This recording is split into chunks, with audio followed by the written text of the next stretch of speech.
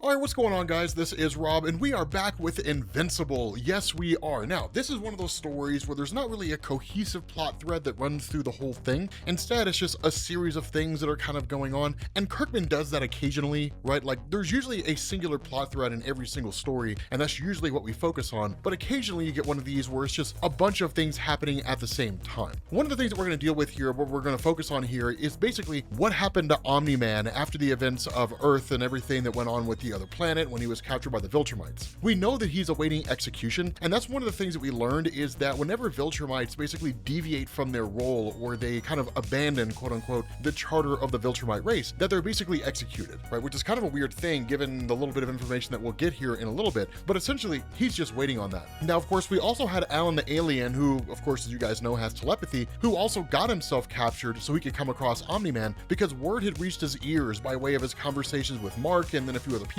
that basically Omni-Man had defected from the charter of the Viltrumites, basically indicating he could be an ally for the coalition of planets, the coalition of worlds. I've heard you guys kind of run it off interchangeably. Honestly, it is. I'm sure some super hardcore people will be like, actually, it's the coalition of planets, and it's like, but who really cares though? So here's the thing. So what ends up happening is a kind of conversation, or really a series of conversations, take place between Alan and Nolan. And this is an important thing because the reality is all they have is each other. For reasons that aren't really made relevant or made apparent to Alan, ultimately the Viltrumites haven't quite shown up yet. Instead, one of the things that goes on, this is one of the things that we've kind of talked about before, is that the Viltrumites actually conscript other races that they've conquered to kind of work alongside with them, sort of beefing up their numbers. So they're really more like field troops and different things like that. And in this instance, these guys have tried to like kill Alan, and it doesn't work, right? He's just too durable for the weapons they have. And so ultimately it's just one of these things where it's just kind of biding time. And in the conversations that Alan and Nolan have, they've actually kind of developed friendships for each other, right? Where they're kind of talking about loves they've lost, relationships they've been in, making sacrifices for the greater good, all that kind of stuff. And ultimately a bond forms here. A bond that forms in the sense that it's kind of like, hey, like we're brothers in arms in a lot of different ways. We both sacrificed, we both lost, we both gained. And so finding that common ground leads to what is basically a friendship forming between the two of them, which is kind of wild because before they really knew who the other was, they were enemies. They were basically fighting each other. And so at the end of it all, you have the Viltrumites who finally show up on the scene. And the intention is to basically take out Nolan. The funny thing is that in that process, while Nolan was awaiting his execution and so was Alan the alien, they had basically formed a plan. And in doing so, Alan breaks himself out of jail. And during that time, Battle Beast arrives as well. And so that's kind of a big thing because a lot of you guys know Battle Beast is a hoss, right? This guy is an absolute monster, literally and figuratively. But Battle Beast also lives for the hunt. He lives for the conflict, right? He basically looks to better himself through battle and through war. And so fighting alongside Alan the alien, they ultimately arrive to where Nolan is going to be executed and then essentially save him. And that's one of the things when he's like, okay, so like it's Viltrumites, right? And Battle Beast realizes that it's a Viltrumite. His desire is to face him in battle, right? Because the Viltrumites are like the most feared race across the universe. And by defeating one would kind of solidify his position as being the foremost and really one of the most formidable beings in all of creation. The problem is there's not really a lot of time for that. I mean, there is, they can kind of defeat these guys, but the biggest concern is that more Viltrumites are going to be coming. And so basically they kind of just jettisoned all these guys who are working for the Viltrumites, just send them flying out into space. They basically defeat the two Viltrumites that are here. And then Alan kind of starts to go into a panic and saying like, we have to find, I have to find my scanner. It has all the information I've gained and all that kind of stuff. And we have to do that before the Viltrumites get here. And the response of Nolan is they're not coming. There are no more Viltrumites that are going to be coming. And when the question's asked why, Nolan basically reveals the best kept secret among the Viltrumite race, which is while they are feared across the universe as this kind of nigh unstoppable race, less than 50 of them left. There's hardly any pure-blooded Viltrumites left. Now, that's something important to keep in mind. There's less than 50 pure-blood Viltrumites. There are like Viltrumite breeds, right? Half-breeds, where it's like Viltrumites who procreated with a different member of a different race. But ultimately, in terms of the pure-blood Viltrumites like Nolan, there's less than 50. And that's the reason why they don't necessarily come flying in with absolute force, because they don't really want to risk their number, right? They don't really want to risk the possibility of losing any more of those 50 than they possibly have to. And so ultimately what you end up getting here is kind of switching back to Earth. You have basically Mark and Adam Eve who are together, and they're basically banging. And his younger brother walks in on him. And of course, Mark takes off and basically does the heroic thing, or at least responds to a call that he got from Amber. Now, when he gets there, this is one of those crazy things. When he gets there, Amber is kind of like, okay, well, I mean, here's the thing, right? Like the past few weeks have been really, really hard. Like my dad died and I've been talking to Gary, and I know it's a little awkward having this conversation with you instead of calling Gary. And then she basically reveals, and it's kind of a weird thing. She basically reveals that like Gary's been beating her, right? Gary's been beating on her. And it's one of these things where Gary came off as a great guy, so much so that she actually dumped Mark for Gary. And so this kind of led to a crazy thing because like Mark immediately freaks out. Now, Mark's not going to get back together with Amber, right? It's just one of those things where it's like, I'm with Adam Eve now. But at the end of the day, she is a friend. And so Mark basically responds by going and finding Gary.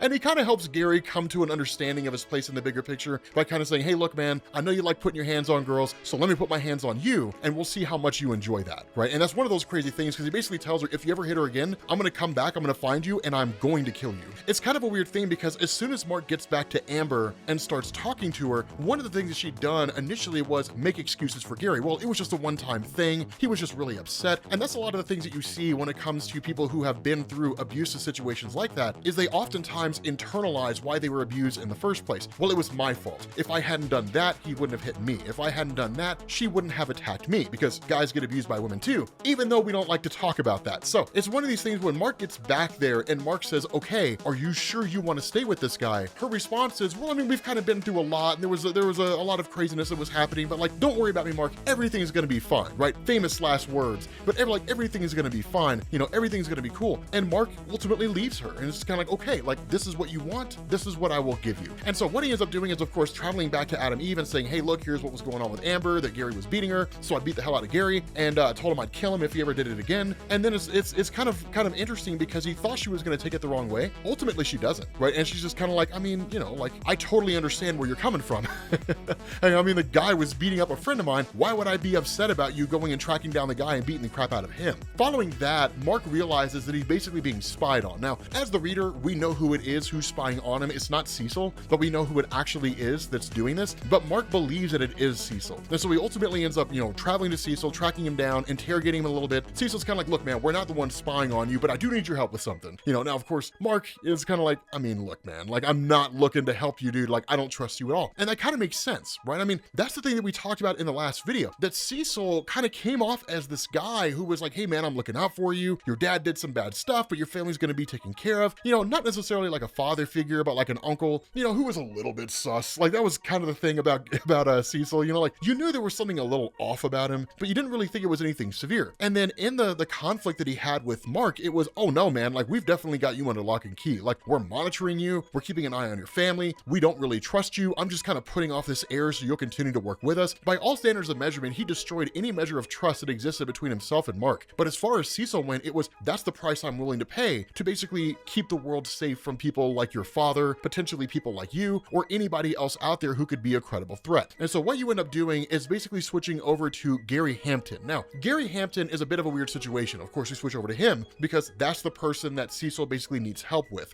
Gary has a bit of a lengthy history here, and that's one that we could potentially talk about if you guys are interested in it. But all that really matters in this whole thing is that Gary was at one point a billionaire. Ultimately, he ended up being transformed into a werewolf. He kind of goes by the name of Wolfman. He was a hero for a little while, but for the most part, knowledge, or at least public knowledge, of Gary Hampton, the billionaire, being secretly a werewolf was kind of kept hidden, right? Nobody really knew that. Eventually, it became public knowledge when his daughter walked in on him with the dead body of his wife, and the presumption was he killed his wife. Now, there was a lot of history going on there. The fact that he had kind of dove into his work before he became a werewolf, the fact that he kind of drove his wife away by simply just ignoring her for the most part. She went into the arms of another man. Anybody who understood the inner workings of their family and the struggles that they'd gone through, the fact that he was under an embezzlement investigation, the fact that, you know, he'd essentially lost everything while the government seized his accounts and froze everything. There's every reason to believe that Gary did actually kill his wife, right? And so that's why the response of Cecil and them is, that guy's definitely guilty. The other thing is, there was a bit of a backstory with a guy by the name of Zechariah, who you immediately knew was sus, ended up being a bad guy, and then ultimately you ended up having Gary seeking out what's called the Elder, basically this guy who's kind of like the elder werewolf, for lack of a better word, and kind of teaches Gary the ropes and how everything works, kind of enhances abilities, expand on him, and so on and so forth. Again, we can actually focus on that if you guys care. I don't imagine a whole lot of you guys do. A lot of you guys are probably really more interested in what's going on with like Omni-Man and all that kind of stuff, honestly, because it's the coolest thing. But the Elder is not really teaching Gary to be a villain. That's the important thing. He's actually teaching him to be a hero. He's like, you are going to go through a series of trials, and one of the first trials you're going to go through is basically protecting the innocent, right? Like keeping innocent people safe from what is essentially a credible threat. And that's when you basically have Giant, who's returned. Now, Giant is a character that we haven't really talked about before. The long and short of it is that he was a kid who was yanked into a different dimension and then came back in his current form, and just much like a kid kind of goes on these rampages not fully understanding what he's capable of, he was eventually put in a kind of containment system and then managed to escape, hence where he's at right now. And Cecil and them were just trying to find a way to recontain him again. He was certainly able to give Mark a run for his money, right? Like he was able to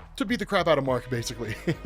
And that's why Mark is none too keen on tracking this kid back down again, but he kind of treats him like a kid, right? Like authority, right? Like a strong voice, firm hand. That's the kind of thing that a lot of kids need. And that's what he tells him, right? Mark basically knocks this kid down quite readily, and then it's just like, stay here, right? If you keep on messing around, like I'm gonna beat the crap out of you. I don't want to, do not get up, right? Like I don't want to hurt you anymore. And so ultimately the kid just sits there until the authorities arrive. But this was the mission that Gary Hampton himself had actually been sent on, which was basically protecting innocent people from this Giant. Now the reality is Gary probably would not have been able to do it on his own, and I don't think he was really expected to. I think it was really more a test of courage and conviction. Is he willing to put his life on the line to save innocent people? And so of course, because of the fact that Cecil and them are looking for him, and the belief out there is that he killed his wife, while he and Mark kind of talk a little bit about how they teamed up, and you know, he basically helped Mark with seismic a little while back. Mark's like, but I mean, I still gotta take you in. Dude bolts, like he immediately he immediately takes off, like literally, like Mark's like, I gotta take you in, and he just bam, he just takes off. He's like, oh no, you're not either.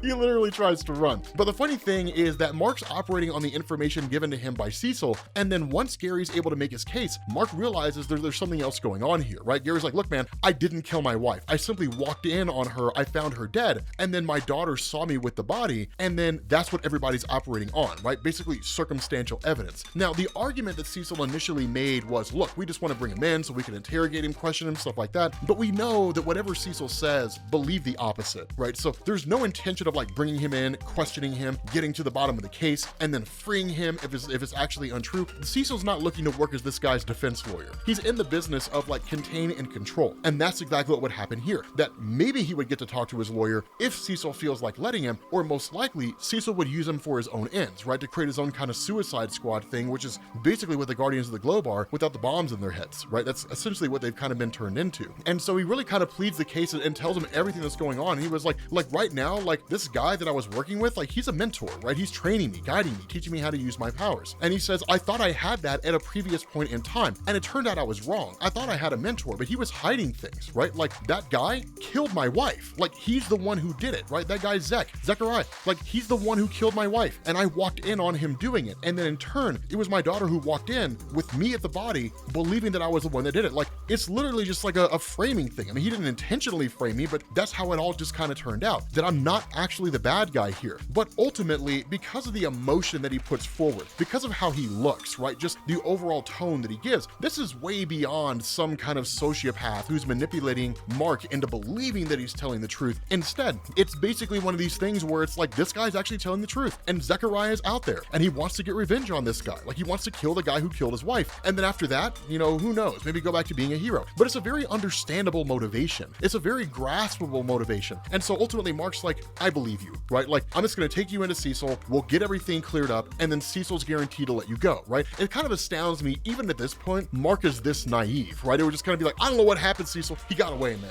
Like it's werewolf stuff, man. It was just some cloud, and then he used some powers and disappeared. I don't know what to tell you. But of course, he ends up bringing him in, right? And that's kind of the funny thing is, as soon as he gets in here, the most logical situation happens when it's basically like, let this guy make his case, right? Let Gary Hampton make his case, let him talk. And at the end of the day, Cecil's like, there's nothing I can do here, man. Like there's nothing I can do here, right? I mean, you know, it's just, you know, it's out of my hands, right? Now the reality is, there's a lot Cecil could do here, but Cecil doesn't want to do anything because Cecil has a particular goal he's looking to achieve with Wolfman, which is he wants to use him for his own ends. And so ultimately, because of the fact that they're meeting in the White Room, that all these little, you know, robot zombie guys come running, right? The Reaniman come running up on them all. And we've seen this play out before, right? This is one of those instances where it's kind of like, okay, like Kirkman's kind of repeating himself a little bit. And that doesn't happen a whole lot, but it kind of does sometimes. And of course, these Reaniman are dealt with quite readily. But the problem is they ultimately need an out, right? They need a way out because they're just hopelessly outnumbered. And while the Reaniman don't necessarily exhaust, Mark and Wolfman do, right? They can get tired. Now, if this was Omni-Man, no, it wouldn't be a contest, right? He would sweep through them quick, fast, and in a hurry. He kind of swath through all of them quick, fast, and in a hurry, and like that would be it. But Mark is not Omni-Man. And so they basically end up finding themselves an out. They literally break out of the Pentagon building, and then while they are kind of tracked down a little bit, they're ultimately located by the Guardians of the Globe, right? So literally Mark, Invincible, versus the Guardians of the Globe. And when I say versus, I say that very loosely because this fight is no fight at all. The reality is the fight between Immortal and Mark has been coming for quite some time, right? I mean, look, this fight's been coming on for a while because they both got frustrations to work out, right? Like Immortal doesn't like Mark. He thinks he's too reckless. He thinks he's too young to lead anything. Mark doesn't like Immortal because the guy's a dick, right? So like, it's one of these things where like they've been looking to conflict with each other for quite some time. And so it's like Mark literally tells him, he's like, look guys, I don't want to hurt you. Like, I'm tired of holding back against you guys. And that's the reality, is Mark's been holding back against them. And it's one of those things where like no one really understood how much he was holding back, right? It's almost like when Dr. Octopus became Superior Spider-Man, right? And like knocked the jaw off the Scorpion and then came to the realization, holy cow, Peter Parker's been pulling his punches all this time. That's basically what's going on here, right? Like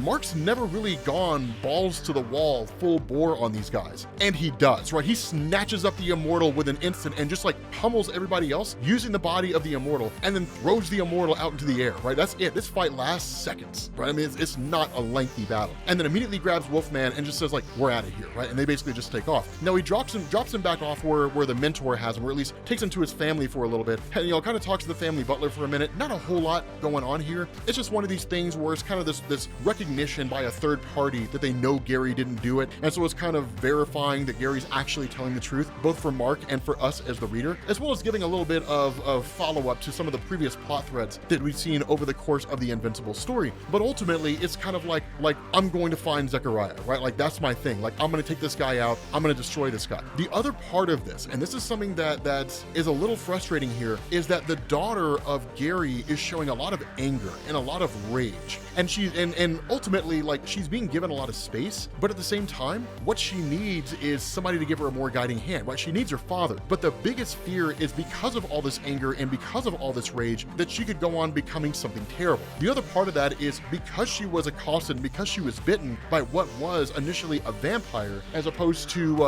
Wolfman, who is a werewolf, the concern is she's going to become a vampire. So then you basically have her as a villain, right? So again, kind of an interesting little thread here, interesting little plot thread. But ultimately, Gary's kind of dropped back off in the woods by Mark. They sort of call it a day. They're basically friends, you know, allies at this point. And this is one of those instances when Kirkman's basically building up the roster for the purpose of giving us allies for Mark much later on down the road, who could all basically help him. The other part of this is that you actually end up switching over to a couple different things. The first is Monster Girl. Robot finished working on the ability to keep her from getting younger. And because of the fact that every time she turns into her monster and then she goes back into her human form, she ages a little bit less, this is all basically predicated on the idea that much like Bruce Banner turning into the Incredible Hulk, unlike that circumstance when Banner goes back to his normal self, when she does, it basically puts her cells together in the wrong order, which makes her younger, right? That's why she keeps getting younger. And so looking at it from a scientific standpoint, the only real answer here is not that Robot can age her back up to where she's supposed to be. That seems to be impossible. Instead, he can keep her from getting younger. And so all this really means is whenever she's wearing this belt, or as she always wears this belt, she turns into her monster, then she goes back to her younger self. She stays that same age. She doesn't actually get younger anymore. Now, seemingly, this almost kind of puts off an air of potential immortality, but it's one of those things that we'll kind of have to look at much later on down the line. The other part of that is that with Mark basically being monitored,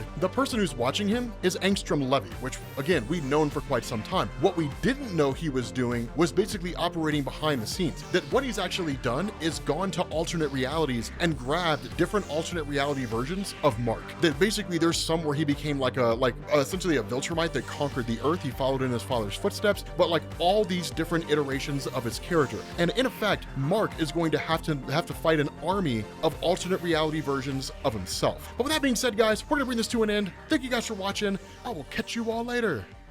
Peace.